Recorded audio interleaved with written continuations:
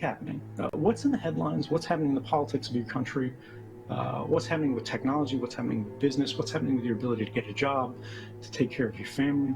For me, it feels like everything is on fire. We have problems everywhere, and the people who are in charge are more interested in making the problems worse than making them better. And so I have to ask you, did you agree to this? Theoretically, we live in democracies, right? We're supposed to be in charge. But if you ask yourself, and you ask the people who created the world that we're in today, did the public agree to this? You'd get a lot of different answers. Lawmakers would say that it doesn't matter. The police would say that you don't have a choice. It's the law. Now, Facebook and Google and Apple and all of these other guys who control the modern internet that connects all of our lives together, they would say, actually, you did agree. You consented to this. But I don't think that's true. And I bet you don't think so either. See, the people who run the system, they pretend that we consent. They pretend we agree because of where we were born, or where we have no choice but to live, or simply because we had to click the OK button in order to use our phone when we take it out of the box for the very first time. There are these gates that are created step by step throughout our lives, these systems that are designed to control the flow of our movements, the flow of our lives, how we can interact with society.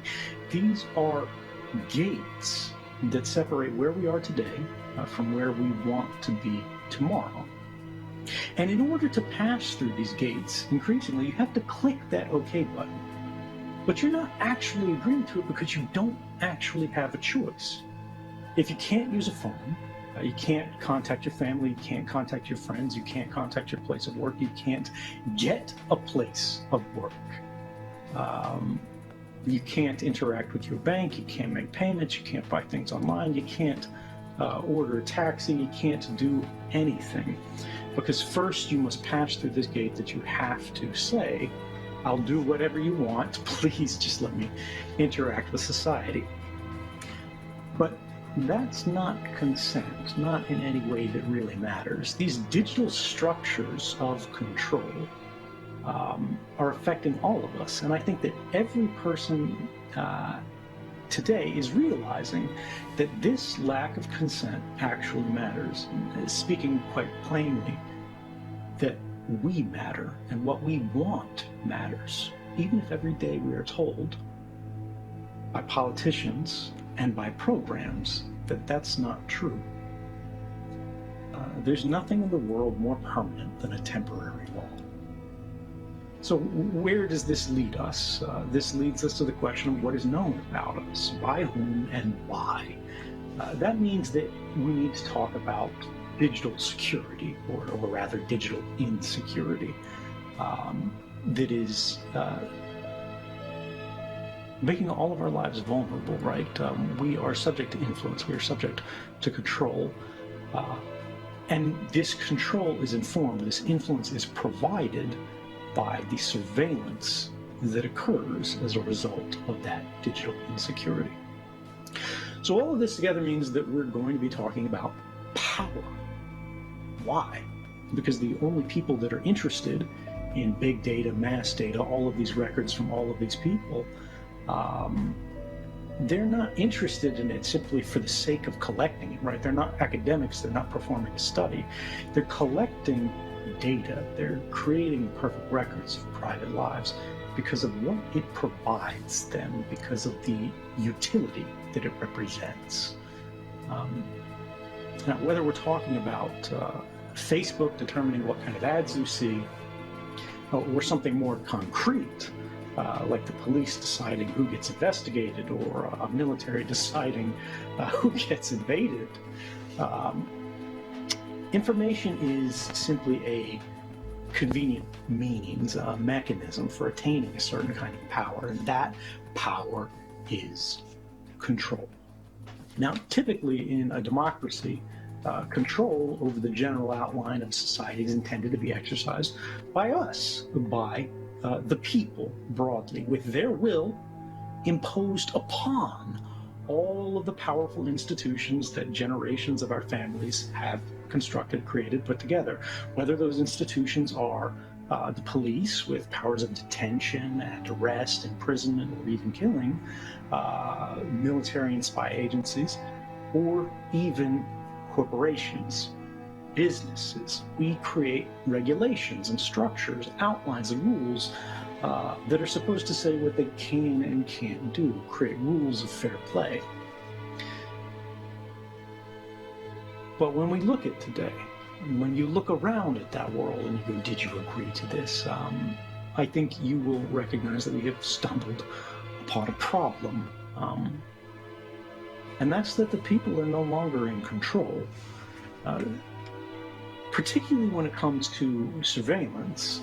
Surveillance technologies have outpaced the traditional democratic means of controlling them. A generation ago, there were limitations on the way this could be used, even by the most aggressive of governments, because surveillance was difficult, it was costly, it was expensive. I worked for the CIA, I worked for the NSA, I know how this has changed. Government previously had to spend huge sums of money to track just particular sets of individuals, a handful of people. To know somebody's location might involve many different teams of surveillance officers, both in buildings and out on the streets, that are working in shifts. Today, that dynamic has reversed. You can have one guy sitting behind a desk in a building, and he can track huge numbers of people. And the computer just updates them on, oh, this person turned on their phone at this location. There's another phone in the same location that's traveled from this part of the city to that part of the city to that part of the city. We know they are what we call co-travelers. They know when you log into Facebook. They know when you log into Google, because Google and Facebook will provide this information to governments. And what this means is that guy behind a desk has almost a kind of omniscience. They don't know everything about you, but they know most things about most people at most times.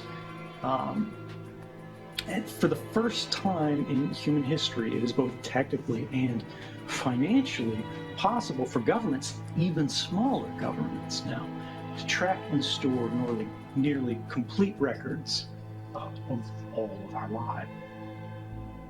We have, in my opinion, a very short window to decide if these kind of practices will continue and really decide what happens in the future. How do you think that advances in machine learning and the ability to analyze metadata will affect sites like Facebook and the intelligence collection of the NSA? It's already being done, really, because again, Facebook, Google, that site that you just showed us, they don't want some person to look through this and, sort of like a movie, put a whole bunch of pins and strings and a cork board and go, this person's moving over there, that person's moving over there, let me go down the list. They want to dump all of this into an algorithm, right, which is just a predefined series of steps that a machine goes through in order to produce what's the desired result or hoped for result. And it's just going to take this, raw data that it has in the standard format and step it through one by one by one by one. And then, bam, it's going to throw it up on a map and another map and another map.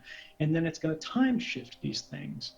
And it's going to go, this IMEI, IMSI pair, or this handset identity, or this Google login, or this Facebook login. We know Facebook, this person normally logs in from this internet address because they use their home Wi-Fi at this time, right, when their phone is charging or whatever, or they're at this college or at this university. But then they logged in Washington, D.C. They were on a field trip or whatever, and they went back home and they went to this other place. And it can start making inferences about this person's movements over time. And then they can do things like, and the NSA has done this. This was in a top secret program that was for real. What's called co-traveler tracking, where they go, all right, if this identity moved to this location, what other identities moved at the same time? If your phone gets handed off from a cell phone tower, right, unpairs with one tower and then it repairs with the next tower. At the same time, somebody else's phone is doing the same thing. And they do that repeatedly over time and distance, right? Not just one cell phone tower, but 5 cell phone towers. You guys are probably riding in the same car, or you're on the same bus. You probably know each other, right? And without any human involvement now, without you sharing phone numbers with Facebook, they can start making inferences and go, you guys know each other. Maybe we should suggest you as Facebook friends, right? Maybe in our database we should start, showing advertisers that these people are part of a cohort or community, even if you've never shared that information at all.